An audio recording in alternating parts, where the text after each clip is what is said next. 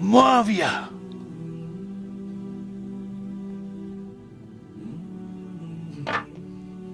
तुम्हें 2 लिबास और पेट भर के खाने से ज्यादा क्या चाहिए?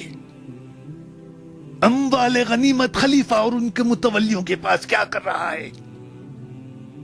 अपनी जाती सरवत की तरक्की, इस भूखी उम्मत की खुशहाली या आबादी के लिए खर्च हो रहा है? सर अबू जर गिफारी रज़ियल्लाहु ताला अन्हु के तो हालात बयान करने के लिए बड़ा पत्थर का दिल चाहिए, इतने सोजो गुदास वाली जिंदगी। हाँ, जामिया तिर्मिज़ी में हदीस है, नबी सल्लल्लाहु अलैहि वसल्लम ने इरशाद फरमाया कि इस नीली छतरी के नीचे अबू जर गिफारी से सच्चा इंसान कोई नहीं। कौन कह रहा है?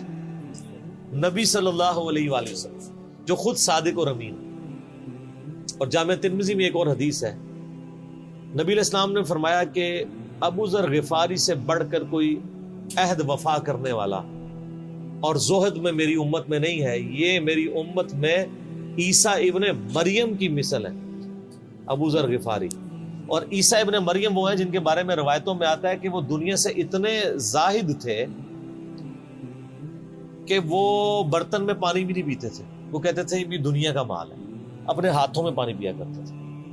यानी दुनिया को 3 तलाकें दी हुई थी। तो नबी अलैहिस्सलाम फरमाया मेरी उम्मत में सैयदना ईसा इब्ने मरियम की मिसल ज़ुहद में अबू जर गिफारी है।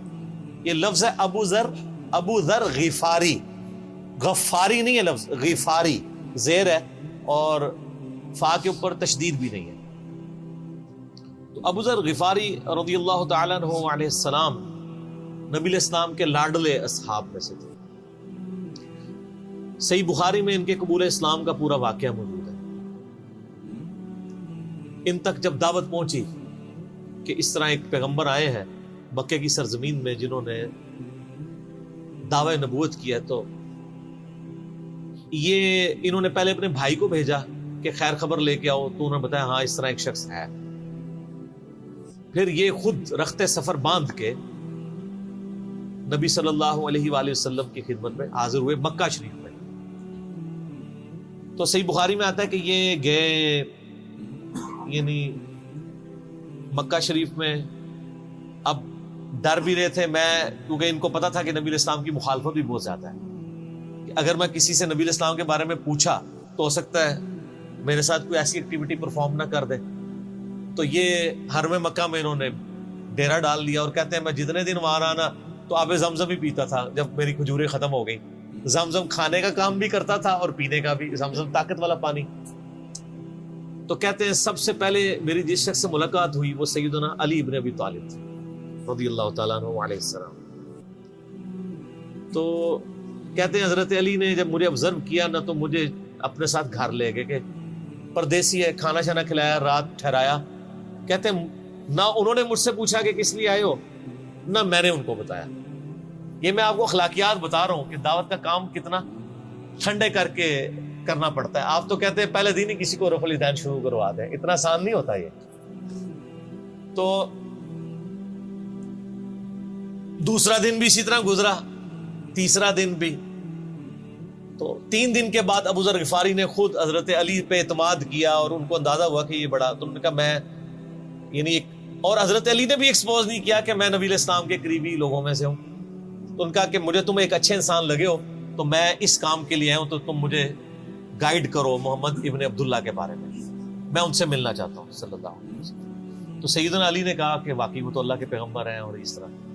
तो फिर वो हजरत अबू जर गिफारी को नबी इस्लाम के पास ले गए। नबी इस्लाम के पास थोड़ी देर बैठे, उन्होंने इस्लाम कबूल कर लिया। और सर इस्लाम क्या कबूल किया, इतना आला दर्जे का ईमान। नबी इस्लाम फरमाया तुम अपने कबीले में वापस चले जाओ, जब मक्के में हमारा गलबा होगा या कोई अल्लाह ताला राह निकालेगा, अभी तो जो भी इस्लाम कबूल करता है उसकी फैंटी लगती है, तो मैं कोई ना कोई तुम्हें मतलब बता दूंगा, अभी तुम अपना ईमान पोशीदा रखो, अपने इलाके में चले जाओ। उनका या रसूलल्लाह ऐसे नहीं हो सकता। वो जनाब आगे मक्के खाना काबे के अंदर आके उन्होंने कहा मैं गवाही देता हूं कि अल्लाह एक है और मोहम्मद सल्लल्लाहु अलैहि वसल्लम उसके रसूल है। तो मुशरिकीन अरब उन पे टूट पड़े, खूब मारा। हत्ता कि अब्बास बिन अब्दुल मुत्तलिब जो उस वक्त तक मुसलमान नहीं हुए थे, नबी इस्लाम के चचा थे, لیکن چونکہ بنو ہاشم سے تھے اور بنو ہاشم آپ کو پتہ ہے متولی تھے کعبہ شریف کے، انہوں نے اپنے آپ کو ابو ذر غفاری کے اوپر گرا لیا کہ تاکہ ان کو کوئی مارے نہ. انہوں نے کہا تمہیں پتہ نہیں ہے قبیلہ یعنی غفاری قبیلے سے تعلق رکھتا ہے تو اس کے قبیلے کے لوگ آ کے یہاں پہ لڑائی کریں گے ہم سے. کیونکہ قبائلی سسٹم تھا نا، اس میں یہ نہیں دیکھا جاتا تھا کہ اس کا مذہب کیا ہے، پہلے نمبر پہ دیکھا جاتا ہے یہ ہمارے قبیلے کا ہے، تم نے ہمارے قبیلے کے بندے کو مارا ہے تمہیں نہیں چھوڑیں گے. اسی وجہ سے آپ دیکھیں نا بنو ہاشم اسلام قبول نہ کرنے کے باوجود نبی علیہ السلام کی پشت میں تو کھڑے رہے نا، اور یہ پہلے بھی ہوتا رہا. قرآن حکیم میں آتا ہے نا کہ شعیب علیہ السلام کی قوم کیا کہتی ہے کہ اے شعیب اگر تیرا قبیلہ تیرے ساتھ نہ ہوتا کب سے تیرا کام کر چکے ہوتے. اس لیے انبیاء ڈومیننٹ قبائل میں آتے ہیں جو شریف النفسی والے ہوتے ہیں، جن میں ایک سسٹم ہوتا ہے پورا. تو اور پھر جو ہے نا وہ اگلے دن پھر ابو ذر غفاری نے اس طرح کلمہ پڑھا، پھر ان کی پٹائی ہوئی، پھر حضرت عباس نے ان کو بچایا اور پھر وہاں سے یعنی وہ چلے گئے. یہ پوری حدیث صحیح بخاری میں ہے، اور بلکہ بخاری میں پورا ایک چیپٹر ہے ابو ذر غفاری کے اسلام لانے کا واقعہ. امام بخاری نے ابو ذر غفاری کا پروٹوکول یہ رکھا ہے کہ اسلام کا پورا چیپٹر بنایا ہے ابو ذر غفاری کے اسلام لانے کا واقعہ. باقی یہ درویش صفت آدمی تھی اور دنیا کو 3 طلاقیں دی ہوئی، اور وہ اس لیے کہ انہوں نے نبی علیہ السلام کو بڑا کلوزلی آبزرو کیا تھا. نبی علیہ السلام کی جتنی احادیث دنیا سے زہد اور دنیا پرستی کی مذمت پہ ہے نا، اکثر احادیث کے راوی ابو ذر غفاری. چونکہ انہوں نے نبی علیہ السلام کو بڑا کلوزلی آبزرو کیا تھا تو اس لیے وہ صحابہ کرام پہ جب دنیا کے خزانے کھول دیے گئے، اور بعض اصحاب اور بعض تابعین میں انہوں نے جب دنیا کی محبت میں غلبہ اور عیاشی کا لیول دیکھا تو ان سے وہ برداشت نہیں ہوتا تھا. اور تو نبی علیہ السلام کی صحبت کی ہوئی تھی. خدا بے نیاز ہے. وہ کہتے تھے یہ دیکھو یار ہم لوگ تو فاقے کرتے تھے اور ہمارا پیغمبر ہمیں یہاں تک تعلیمات دیتا تھا کہ اے اللہ محمد اور آل محمد کو بس اتنا ہی رزق دینا کہ روح اور جسم کا رشتہ برقرار رہے. یہ حدیث بخاری و مسلم میں ہے، اور بخاری و مسلم میں حدیث ہے حضرت عمر کو نبی علیہ السلام نے ڈانٹتے ہوئے کہا جب وہ چٹائی کے نشان دیکھے، ان کا یا رسول اللہ رو پڑے کہ کیسر و کسرا تو دنیا کے مزے لوٹ رہے ہیں اور آپ اللہ کے نبی. تو آپ فرمایا کہ تم اس پہ خوش نہیں کہ وہ دنیا کے مزے لوٹیں اور تم آخرت کی سعادت لوٹو. اور لگتا ہے عمر تم پہ دنیا کی حقیقت آج بھی نہیں کھلی. جن لوگوں کے سامنے یہ ساری چیزیں تھیں، جن لوگوں نے نبی علیہ السلام کا وہ پیریڈ دیکھا تھا، پھر ان کو یہ بھی پتا تھا کہ بخاری و مسلم میں نبی علیہ السلام کے جو آخری خطبات میں سے شہدائے احد کے اوپر جو نماز جنازہ آپ نے 8 سال بعد پڑھی، اور وہاں پہ آپ نے جنازے یعنی ادھر قبرستان میں خطبہ دیا عبرت کے لیے، اور اس میں کئی چیزیں تھیں. ایک تو یہ تھی کہ یہ یہاں پہ وہ لوگ دفن ہیں جنہوں نے اسلام کے لیے قربانی دی ہے اور ان کا پھل تم نے کھانا ہے. وہ دنیا سے اسی طریقے سے گئے ہیں، کفن میں نہیں دیا گیا کئی لوگوں کو. نمبر 2، اسی میدان میں مال غنیمت سمیٹنے کی وجہ سے ایک فتح شکست میں بدل گئی تھی، جبکہ اللہ کے نبی بھی موجود تھے. اللہ نے اس کا بھی لحاظ نہیں کیا اور وہ فتح شکست میں بدل گئی کہ انہوں نے مال غنیمت لپیٹنے میں نبی علیہ السلام کی حکم عدولی کر دی، تو تاکہ بعد میں یہ معاملہ نہ ہو. تو وہاں آپ کا خطبہ بخاری مسلم دونوں میں ہے. آپ نے فرمایا کہ اور حضرت عقبہ ابن عامر کہتے ہیں میں نے آخری دفعہ نبی علیہ السلام کو ممبر پہ اسی دن دیکھا تھا. آپ نے فرمایا کہ میں اللہ کی قسم اپنے حوض کوثر کو اس وقت دیکھ رہا ہوں، اللہ نے دکھا دیا. اور آپ نے فرمایا کہ مجھے یہ خطرہ نہیں ہے کہ تم میرے بعد شرک کرنے لگو، لیکن مجھے ڈر ہے کہ تم دنیا کے مال میں پھنس جاؤ گے اور پھر تم ایک دوسرے کو قتل کرو گے جس طرح اگلی قوموں نے کیا، اور تم بھی تباہ و برباد کر دیے جاؤ گے جس طرح اگلے. اس سے زیادہ کیسے آپ ڈر سناتے؟ اب یہ ساری چیزیں موجود تھیں. آپ فرمایا مجھے خطرہ یہ ہے کہ دنیا کا مال تم پہ کھول دیا جائے گا، ان قریب کیسر و کسرا کے خزانے تمہارے پاس آ جائیں گے. جو بخاری مسلم میں آتا ہے نا کہ نبی علیہ السلام نے کہا کہ مجھے اللہ نے 2 خزانے عطا کر دیے، ٹھیک ہے، زمین کی خزانوں کی چابیاں، اور جس سے وہ بریلویوں نے کچھ اور ہی قیدا بنا لیا. اس میں موجود ہے کہ کیسر و کسرا کے خزانے، یعنی آپ کو بتایا گیا کہ رومن اور پرشین امپائر جو ہے مسلمان فتح کر لیں گے یرموک اور قادسیہ کے اندر، اور مسلمانوں کے پاس وہ دولتیں آ جائیں گی. پھر آہستہ آہستہ وہ بھی اسی دنیا کی محبت کا شکار ہو جائے گی. اب یہ ساری باتیں حضرت ابو ذر غفاری کے سامنے تھی. حتیٰ کہ صحیح بخاری میں آتا ہے کہ ابو ذر غفاری کہتے ہیں مجھے دن یاد ہے کہ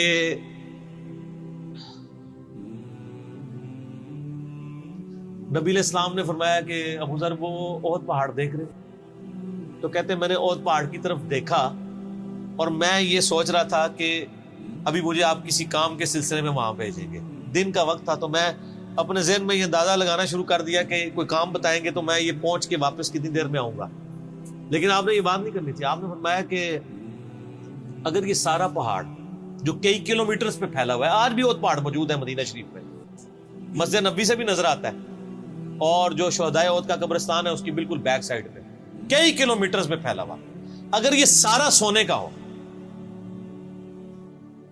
تو آپ علیہ السلام فرمایا کہ میں سب کا سب اللہ کی راہ میں فوراً شام سے پہلے خیرات کروں, اپنے پاس میں 2 یا 3 دینار ہی رکھوں صرف, یعنی جو ٹوٹل زندگی گزارنے کے سب خیرات کروں. اب مجھے بتائیں, جن لوگوں نے, یہ بزرگ غفاری راوی, جن لوگوں نے یہ حدیثیں حضور سے سنی ہوئی تھی, جب وہ یہ دیکھتے تھے کہ رومن اور پرشین امپائر کے گرنے کے بعد جب مسلمانوں کے پاس خزانے آئے ہیں اور حضرت عثمان کے دور میں لوگوں کے لاکھوں روپے آج کے وظیفے لگ گئے ہیں گھر بیٹھے, وہ بھی انہی عیاشیوں میں پڑ گئے, تو ان کو یہ چیزیں ہضم نہیں ہوتی تھی. تو یہ شام ہجرت کر گئے تھے. نبی علیہ السلام نے پہلے ہی کہا تھا, المستدرک الحاکم میں تو ڈیٹیل موجود ہے. یہاں پہ میں آپ کو ضمن بتا دوں, اکثر لوگ صحابہ کرام کے حالات و واقعات کے بارے میں پوچھتے ہیں, مطلب پوری زندگیاں لگ جائیں تو وہ واقعات بیان کرتا رہے انسان, ختم نہیں ہوتے. اس میں 3 بڑی کتابیں ہیں جو یعنی اہل سنت کے ائمہ نے لکھی ہیں. اس میں جو ٹاپ آف دا لسٹ کتاب ہے وہ ہے اسد الغابہ. امام ابن اثیر المتوفا 630 ہجری نے 8000 صحابہ کے حالات و واقعات جمع کیے ہیں اس کے. یہ اردو میں ترجمہ ہو چکا ہے شرح کے ساتھ. اس کی شرح لکھی ہے الاصابہ امام ابن حجر اسقلانی نے, المتوفا 852 ہجری. 8000 صحابہ کے حالات و واقعات, یہ سب سے بڑا ذخیرہ ہے ہمارے پاس. اسد الغابہ کی شرح الاصابہ, اور ایک اور کتاب ہے امام ابن عبد البر المتوفا 463 ہجری الاستیاب, ان کی کتاب. اب وہ ابھی اردو میں ٹرانسلیٹ نہیں ہوئی ہے. اور اس کے علاوہ فضائل صحابہ جو چیپٹر ہیں بخاری میں, مسلم میں, وہ آپ کو چند ایک واقعات ملیں گے. ڈیٹیلڈ آپ کو المستدرک للحاکم میں جو 4تھی اور 5ویں جلد ہے نا, جو اردو ترجمے والی بریلویوں نے چھاپی ہے, وہ تو ساری ہے ہی صحابہ کرام کے بارے میں, اور ڈیٹیلڈ حالات ہیں. ابو ذر غفاری کے بارے میں بھی آپ کو آلموسٹ جتنی میں حدیثیں بیان کر رہا ہوں آپ کو مل جائیں گی. اس میں یہ حدیث نبی علیہ السلام نے, یعنی یہ حدیث ہے المستدرک للحاکم میں صحیح سند سے, کہ فرمایا آپ علیہ السلام نے کہ ابو ذر تیرا کیا حال ہوگا جب تو بھوسا لوگوں میں رہ جائے گا. اور آپ نے یوں انگلیاں ڈالی. اور ابو ذر غفاری کا انتقال 32 ہجری میں ہوا ہے حضرت عثمان کے دور. یہ بات عبداللہ بن عمر بن عاص کے بارے میں نہیں کہی تھی؟ وہ بھی ہے, وہ تو صحیح بخاری میں ہے. عبداللہ بن عمر بن عاص کو نبی علیہ السلام نے فرمایا تھا کہ تو بھوسا لوگوں میں رہ جائے گا. سیم الفاظ حضرت ابو ذر غفاری کے بارے میں حاکم میں ہے. آپ مستدرک الحاکم کا چیپٹر کھولیں. وہ تو یزید کے دور تک گئے تھے نا, یہ حضرت عثمان غنی کے دور میں بہت ہوئے. انہیں حضرت عثمان غنی برے نہیں تھے نعوذ باللہ, یعنی ان کے دور میں عیاشی کا لیول لوگوں کا یہ ہو گیا تھا. تو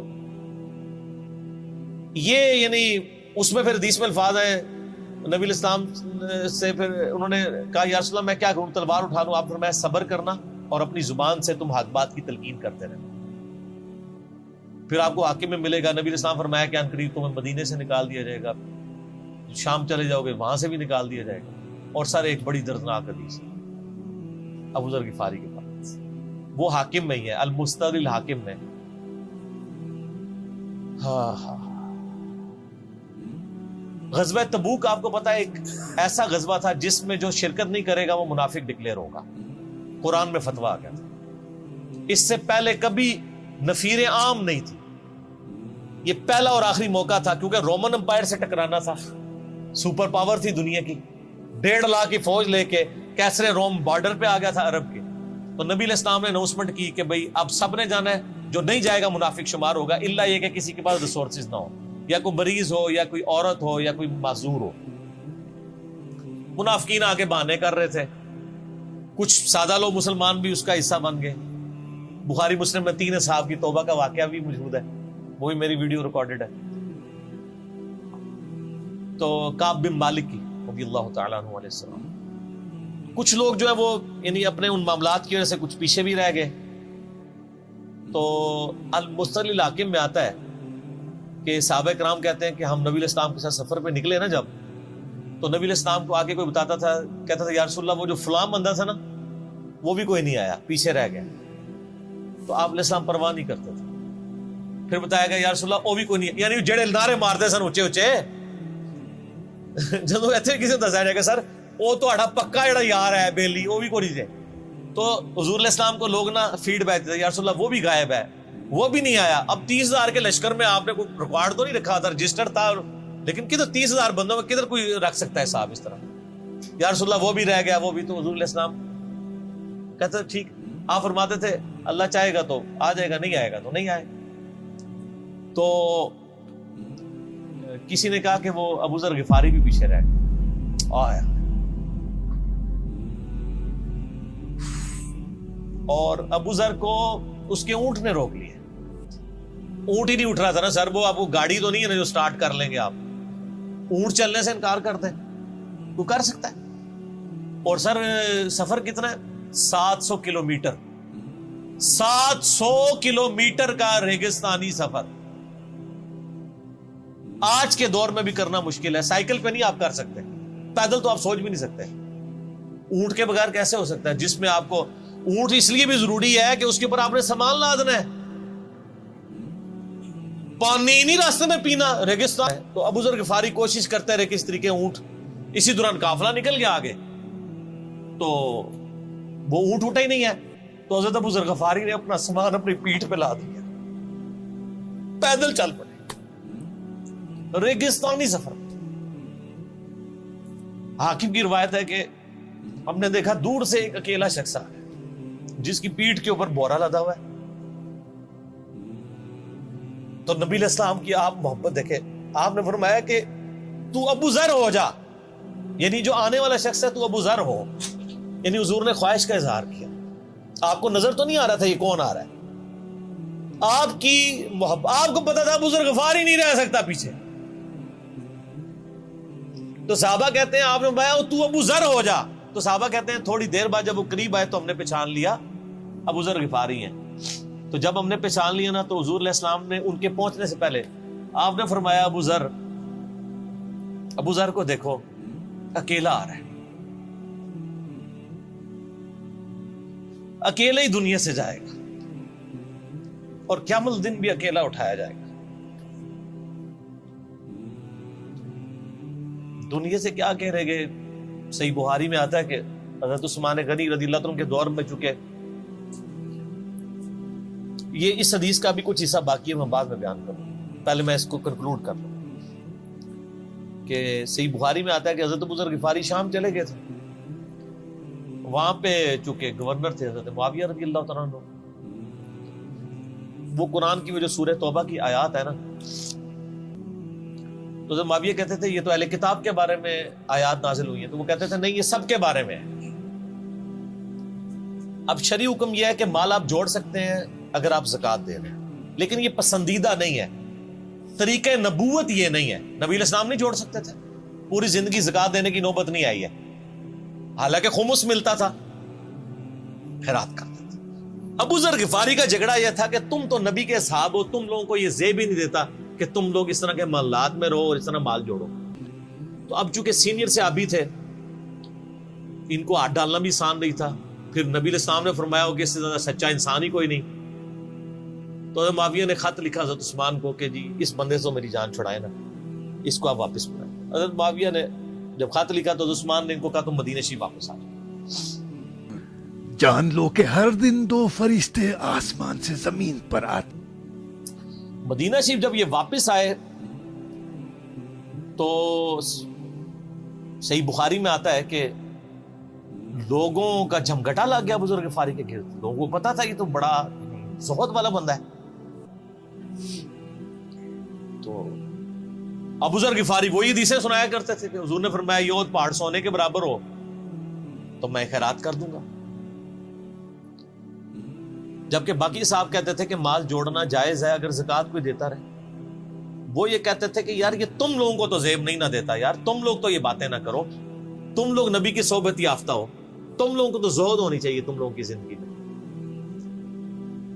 اب لوگوں کا ہجوم ان کے گرد لگ گیا اور پھر حضرت عثمان نے ان کو خلیفہ وقت سے بلایا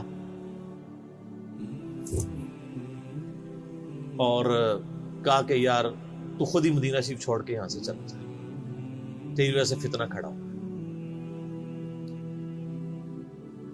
हज़रत उस्मान ने कहा मैंने तो नबी अलैहिस्सलाम से सुना था कि हुक्मरानों की इताअत करना, सब्र कर लेना। तो एक ज़बदा नामी का एक गांव था मदीना शरीफ के पास, शहर से हट के, तो वो फिर वहां पे हिजरत कर गए।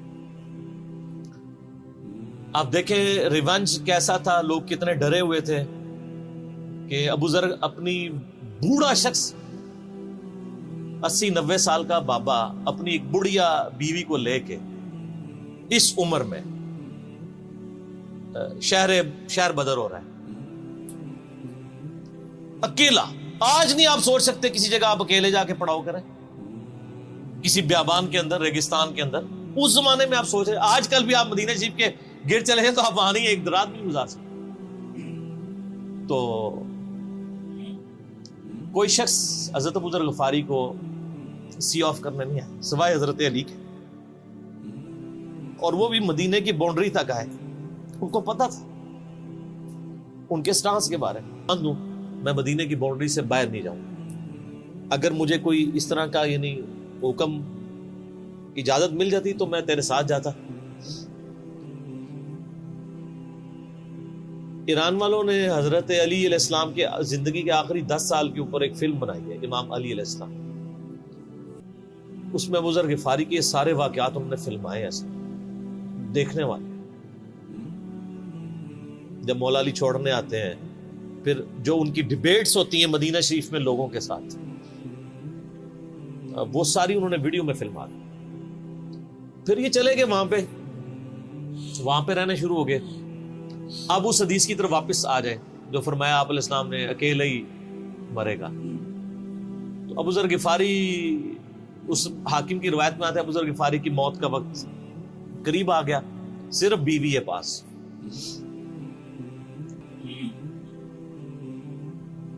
जो तुझे कफन दे के दफनाएगा और जनाजा भी पड़ेगा, तूने फिक्र नहीं करनी, जब मैं मर जाऊं तो मेरी लाश को चौराहे पे रख देना गुजरगाह में, जो यानी मदीना की तरफ रास्ता आता था गांव एरिया से। अल्लाह मेरा बंदोबस्त कर देगा। वही हुआ कि उनके मरने के बाद मुसलमानों का एक काफिला दूर से आ रहा था। तो उसी मुस्तकिल हाकिम की हदीस में आता है कि सर काफिला भी सुने, फिर कौन है? अब्दुल्लाह इब्न मसूद। अबू ज़र गिफारी भी ज़ुहद के इमाम, इब्न मसूद भी ज़ुहद के इमाम, अबू दरदा भी ज़ुहद के इमाम।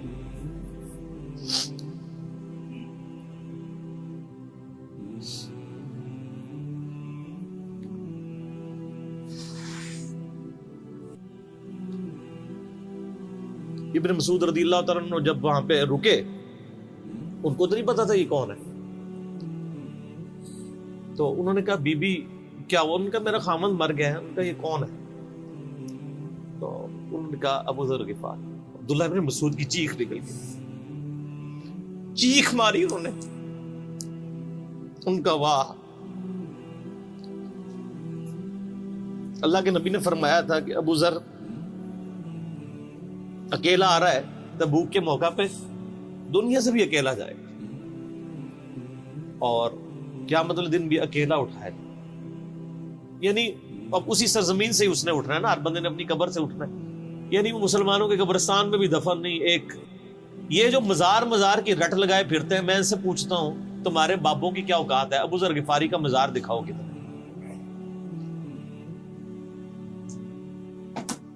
जो इस रुए अर्ज पे नीली छतरी के नीचे सच्चा तरीन इंसान जिसको अल्लाह के नबी कह रहे हैं, उसका कोई मजार नहीं है। गरीबुल मतनी में मरा है, उसकी कब्र भी ऐसी जगह है जहां मुसलमानों के पास कब्रें भी कोई नहीं है। एक रेगिस्तान में अकेली कब्र है, उस कब्र का भी किसी को नहीं पता, उस पर कोई मजार भी नहीं है। और क़यामत दिन भी अकेला उठाया जाएगा, यानी क़यामत तक वहां पे कोई कब्रिस्तान भी नहीं बनेगा। ज़ाहिर नबी अलैहिस्सलाम की यह भी खबर है। तो क्या वो नाकाम हो गया अगर मज़ारात ही दलील है कामयाबी की? तो अब्दुल्लाह इब्न मसूद रज़ियल्लाहु तआला ने उनको गुस्ल दिया, कफन दिया और दफना दिया। ये पूरी डिटेल्स आपको अल मुस्तलिल हाकिम में मिल जाएगी। تو ابو ذر غفاری ان چند شخصیات میں سے ہیں جن میں پوری امت کا اتفاق ہے ان کی نیکوکاری کے اوپر. شیعہ بھی ان کو بہت رسپیکٹ دیتے ہیں, اہل سنت بھی دیتے ہیں, صوفیاء کے ہاں بھی ان کو امام مانا جاتا ہے زہد کی وجہ سے. آپ تصوف کی جتنی کتابیں پڑھیں, چاہے امام غزالی کی ہوں, رسالہ کو شیریہ پڑھیں, اور لوگوں کو بھی پڑھنا شروع کریں, تو ابو ذر غفاری آپ کو زہد کے امام کے طور پہ ملیں گے کہ ان کی زندگی میں یعنی یہ زہد تھا, انہوں نے کس طرح کی زندگی گزاری. سر لوگ مجمع میں مرتے ہیں, ان کو یاد کوئی نہیں کرتا, اور ابو ذر غفاری کو آج بھی دنیا یاد کر رہے ہیں, ہم بھی یاد کر رہے ہیں رضی اللہ تعالی علیہ السلام. اللہ تعالیٰ قیامت والے دن ہمیں ایسے نیکوکار لوگوں کا ساتھ نصیب فرمائے, آمین.